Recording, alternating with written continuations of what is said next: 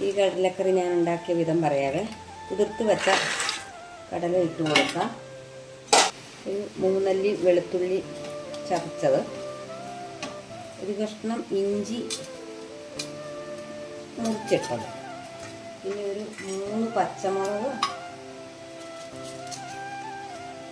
കുളന്ന്, എരിവിൻ്റെ അനുസരിച്ച് 2 മതി.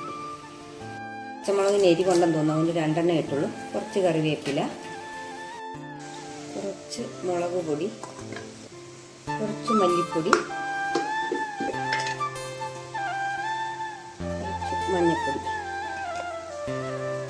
കല്ലുപ്പാണ് ഇട്ട് കൊടുക്കുന്നത്.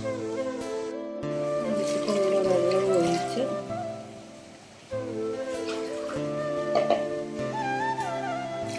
അടച്ച് വെച്ച് വേവിക്കാം.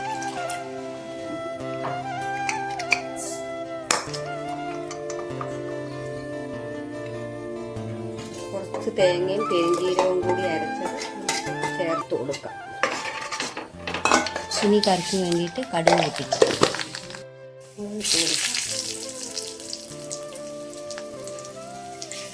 ഉള്ളി, ചെറിയ ഉള്ളി അരിഞ്ഞത്,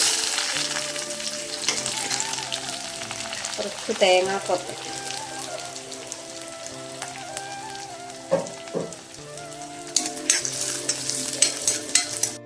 കറിവേപ്പില.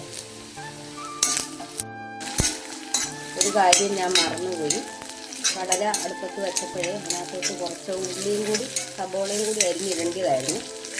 അത് മറന്നുപോയി ഞാൻ. നമുക്കെന്നയ്യ ഒന്ന് ചെറുതായിട്ടൊന്ന് മൂത്ത് വരുമ്പോൾ കുറച്ച് സബോളയൊന്ന് വഴറ്റിയിട്ട് ഇട്ട് കൊടുക്കാം. അരിഞ്ഞ് വെച്ചിരിക്കുന്ന സബോള ഇട്ട് കൊടുക്കാം. ഒന്ന് ചെറുതായിട്ടൊന്ന് വഴന്ന് വരും, തീ ഓഫാക്കാം.